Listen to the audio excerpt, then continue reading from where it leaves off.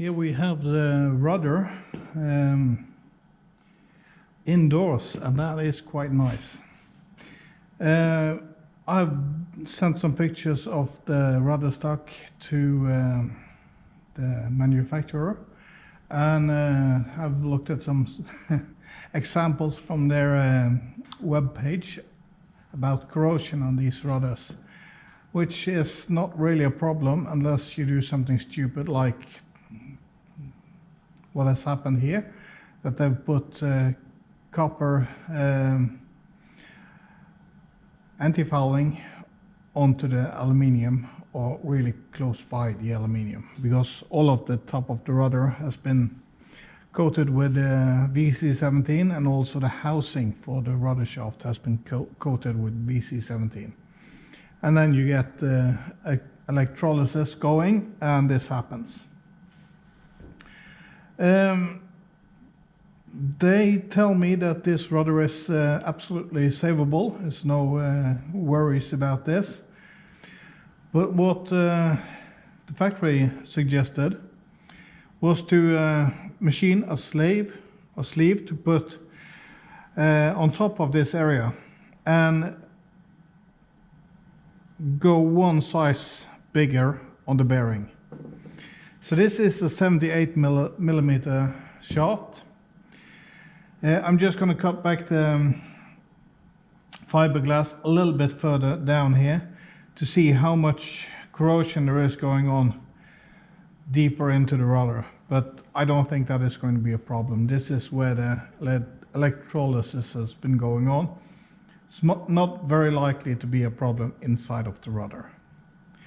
So I'm gonna start on that project. We'll see what it looks like. I don't think I want to go deeper than perhaps 2 or 3 centimeters down.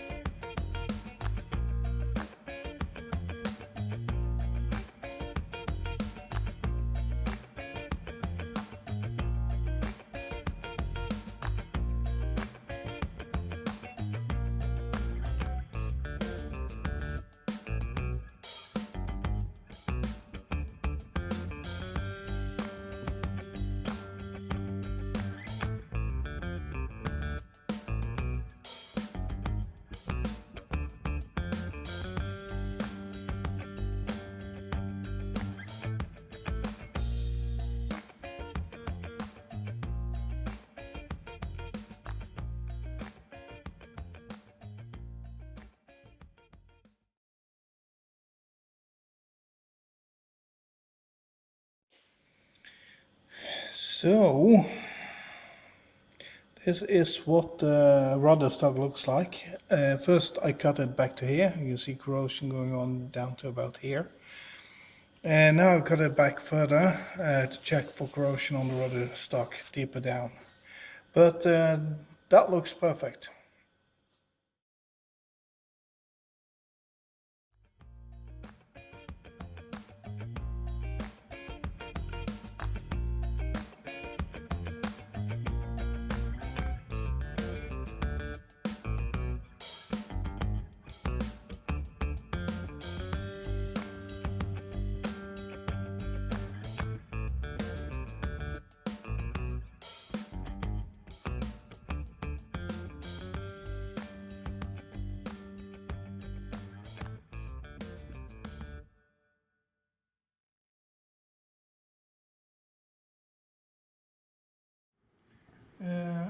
I marked out quite a bit of stuff on this side of the rudder as well, with lots of dry laminate.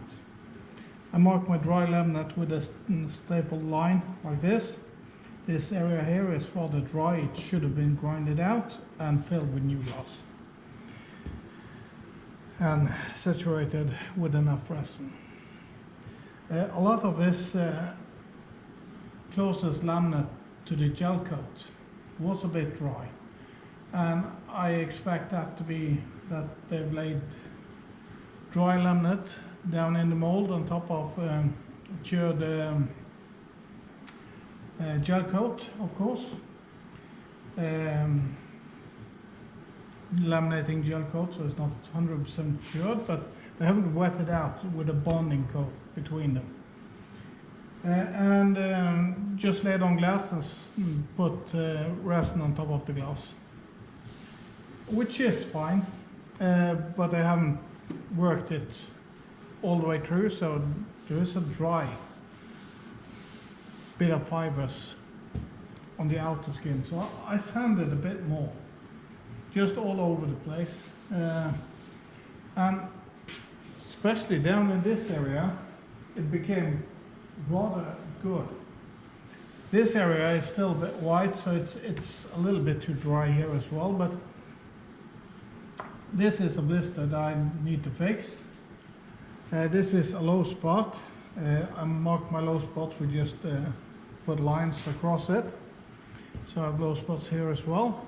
So I fixed this blister, and I fixed the remains of this little blister, and I lay a little bit of glass on top of this and on top of this, and I fixed these two blisters as well, and these high spots. I'm going to come in and sand this back, and I guess I will grind out this area down here as well and lay up some glass. And then I want to obtain the something close to the right shape of the rudder. Now I can feel there is a few low spots here, but not too big, but I can feel it's not perfect. And I guess that will take care of the rest. So I don't want to sand it back any further at this stage. And when I'm done filling up with, I will use chop strand mat to fill these low spots and sand that back. And when I'm happy with the shape of the rudder, I'm gonna put fiberglass cloth on it instead of chop strand mat.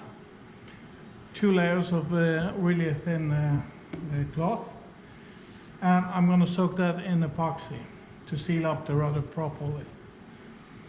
So that is the plan. So I will leave this rudder until tomorrow now, because it's late. I gotta go home, and we're going to come back tomorrow and continue on giving this side a bit of a sand, because this this doesn't look that great. This is by far the worst side. The dry laminate is more in patches here, like in these areas where it's a lot of dry laminate in one spot, and over here it's just fine, and mostly down here is fine as well. It's just small patches that's dry. So yeah, we'll see what happens. I'm going to sand this back a little further as well, because of the good results on the other side. These are blisters, remains of blisters, the spin blisters, and that is the reason why I've taken all the gel coat off. I went over this with a gel peel. First I peeled the rudder once. I could barely see fiberglass in some spots. That took off the bottom paint and the majority of the gel coat. Then I made another pass with a gel peel.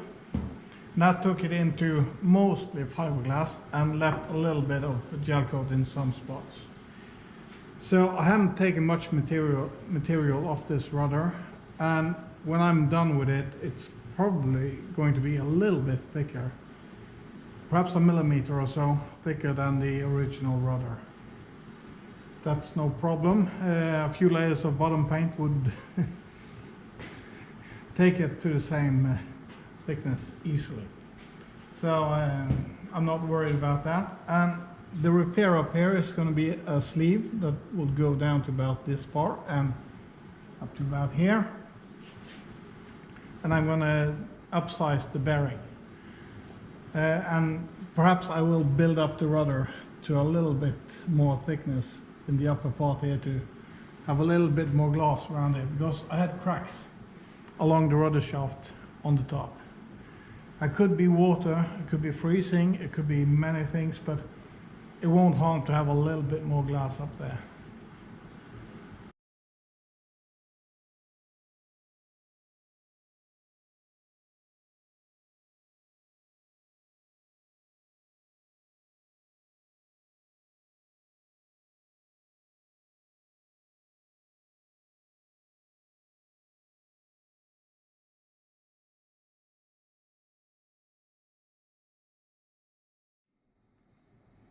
Well, this was a blister, the remains of the blister that was deeper than I peeled back the fiberglass.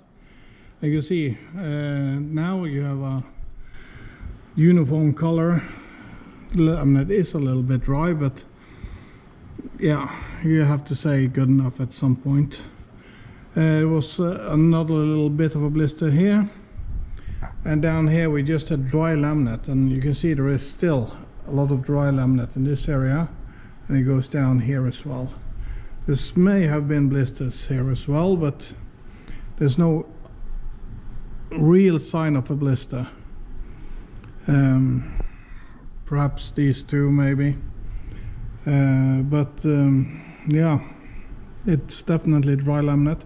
So I guess I'm just going to grind out this whole area, because you can see the difference in the laminate down here compared to up here. This dry bit has no strength to it at all, so the positive thing is that the laminate deeper in is perfect, so that's great. But yeah, we'll see. We are back at the rudder problems today, and the problem that we're trying to fix today is the dry laminate spots, or the worst dry laminate spots, the low spots, and also where there has been blisters. I've explained the pattern that I've used. This used to be a blister. I've grinded it out now, and I'll show you how I do it. I'm not really sure if this is a good way of doing it or not, but I'm using one of these fiber discs. First, I dig out all of the material using the Dremel and a grinding bit. And when I've gotten rid of the laminate that I'm not happy with, that leaves a rather rough surface like we have over here. So this is full of dimples and stuff that is not really suitable for laying up glass. So what I do after I've done this, I need to bevel the edges so I can fare out the repair some. This is going to be about, yeah, I guess 0.5 millimeters centimeters deep, so half a centimeter. If you are going to bevel it 12 times, you will end up with a bevel of about 6 centimeters. So something in the lines of that. Of course, not everywhere is practical to do that. Like on the edge here, you don't have that much material. You can drag the repair downwards a bit, and that's probably what I'm going to do. Because here you can see there is a old blister, and there's some glue stuff that's in the joint between these two halves. That is the mounting paste that I've put the two halves together, and I guess there is a compound between them, and there's foam inside. So here has been a blister. I've ground that out. Since I've done the other side, you can see there is remains of some gel coat here. I'm going to clean up this and prepare it for glassing, so I'm going to bevel this out and I'm going to fare it into this area up here. And also we have a little blister that's been here. I've ground out that one, the remains of it. And this is a low spot. Here I have slipped with the gel peel and I've dug in a little bit. I need to fix that as well. But that's just a minor thing. So yeah. I don't know if this wire wheel or fiber disc wheel is any good. I think it works really great, and I've never seen anyone use it before for this kind of job, so I don't know if this is a bad idea. I tried this the first time on this rudder, and I think it works perfect. So if you have any experience with using a fiber wheel like this to work on fiberglass, let me know. What I like about it is that the dust that comes off contains bigger chunks, and of course before I glass this I will sand it with some sandpaper 60 grit and just rub the surface with my hand and some 60 grit paper to scuff up the surface before I put glass on it. But yeah, that's about what I do. So I'll just put the camera on a time lapse and I'll get on with it. So I will film this side because the other side was this is the good side of the rudder, and this looks quite manky. If we put this one away, you see the amount of dry glass here it's horrible. But this side has held up well. If we flip the rudder, you can see the side that I have repaired, and you can see the dry laminate is a lot less. Perhaps I should take care of this one, because this is a opportunity for a blister in the future. But otherwise it's starting to get rather well fed out. I am going to put a few coats of epoxy on this rudder before I'm finished. I'm gonna wrap it in roving or a woven cloth, a few layers of that as well, to build up some of the thickness that I've planed off. This was a blister that went all the way into the foam core. So this one was quite deep, so that's taken care of. And all of these green patches is repairs that I've done in a similar manner that I've described on the other side. This has mostly been a low spot. So the whole rudder had a shape to it that was undesirable on one of the sides. So I've taken care of that. Fill that one in. This is a low spot still, so I may have to work a little bit on that.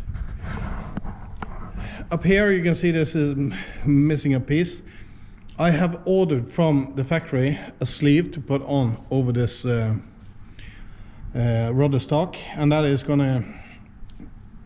I'm gonna take the diameter of the shaft up to the next bearing size. So you get a sleeve from the factory, you push on here, and you glass it in, and that's going to take care of the problem. This corrosion was not that bad, but that is going to help stiffen it up. So we'll see when I receive it. It takes about 3 weeks from you pay your invoice until the factory is done producing the parts. So I'm going to have it in a week or two, and then we're going to put this together. So hopefully this is going to go well. So this side of the rudder is nearly finished. On this part here was also a low spot, so this also had a weird shape to it, not from my planing. I had a little accident up here with my planer, that is this repair, and I also had a few down here, but that long repair there, and this long repair is from an uneven shape of the rudder. So yeah, but this is the side that we are working on. So I'll put the camera on time lapse and we will see how this goes.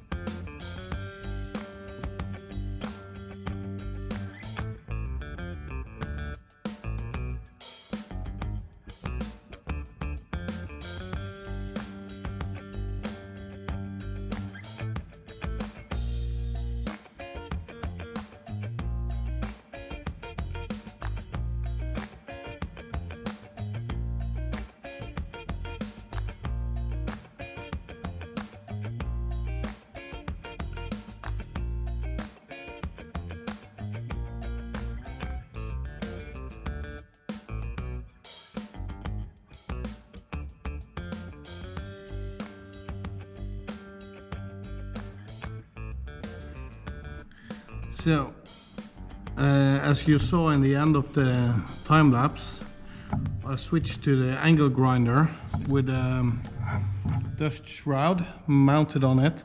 This is a Bosch angle grinder with a Bosch original shroud. This disc, however, is not Bosch. So perhaps it would work better with a Bosch disc. I do not know. I will try and get a hold of one, but it's not really good. It grinds well and so on, but the dust goes everywhere. I need to really take care of how I angle the angle grinder towards the surface. So that's why I needed to take the rudder outside to do this. And that's perfectly fine. It's cold outside, you can see the snow, but it got the job done. But there was so many large area that I needed to grind off quickly, and I wouldn't do that inside because I need to have full control over the dust in here. So that's why I'm not using the angle grinder inside. That's why I'm using this bit with a fiber disc, and that is easier to control, and somehow it seems like the dust is bigger particles and they are heavier and they don't fly around that much. That's my impression. I don't know if it's correct. For grinding out the blisters before I started beveling out the surfaces and so on, I just use a grinding bit on a Dremel tool, and that just leaves big chunks and it rips off the surface. So it's not much dust from that. And I always keep the dust or the vacuum suction right by the work area, so nothing is going sideways. But with the angle grinder, there's no chance I can manage that. So that's why I try to steer clear of the angle grinder. For sanding, I use a random orbital sander, and that is really good. It leaves almost no dust at all, so that's really good. So I will push on now with hand sanding. I'll just give you a quick overview of the rudder.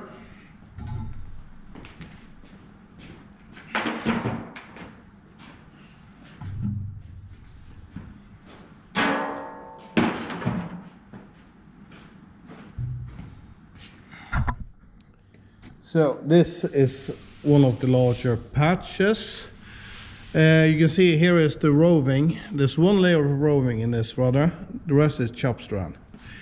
I'm going to put 2 layers of roving on the outside, so that's going to be a strengthening factor, but that's mostly just to keep a thick layer of epoxy around the rudder to keep it waterproof or watertight. This color here, brownish color, I don't know if the camera can pick it up, that is clear evidence of a blister forming. So that was not seen before I grinded it down, so that's good. We'll wipe that clean, so that's going to be perfect. You see the laminate in this area is rather dry, so we might get back to that, but we'll see. There is some limits to what you can do. This area is on the leading edge. You can see in a bit of the glass. I guess on the other side of the roving seems to be ending about here. So there was a little void in here. There was a leak from this area, so I guess there was a crack as well. So I might have to dig some more into this area before I gloss over it. We'll see. But that's not the only spot.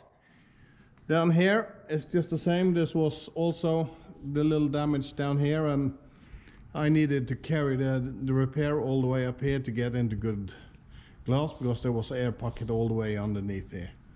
And again, you can see bits of the roving pointing through here, so there's a few millimeters of glass on the outside and there's a few millimeters of glass on the inside of the roving. And this is the bonding material in between. This is also a bit of manky glass, but I don't think I'm going to spend any time. It's just too much resin and too little glass. I think I will just leave this. It's held up for 26 years. I guess that's going to be fine for the remainder of the time that this rudder is going to live. This is the area that I was talking about, blending a little bit into this surface, and I've done that, so they're gonna be a joint patch on these two. And over here there is a small indentation we need to fill on. Also here we have an area. A small blister has been here. There's a few here. There's been a couple, and here has been a few. This has been a big blister, and this I think was dry laminate that needed to be taken care of. And also this area here was a blister. Up here it was just a low spot from my mistake, and here was a blister. The rudder blade was actually cracked about 5 centimeters down, and you can see this is the area where the corrosion has been going on, and that has been too close to the copper in the bottom paint, and when you get down to this bit it was no more corrosion. So I'm going to put a sleeve over this area down into here and all the way up here somewhere. So we're going to fix it, and we're going to glass in this whole bit and fare it into the surfaces in the normal manner. Down on the bottom here was a blister, and there's also a bit of dry laminate around, but it's not too bad. So yeah, now I'm gonna do a little bit of hand sanding, and we're gonna prep for glass.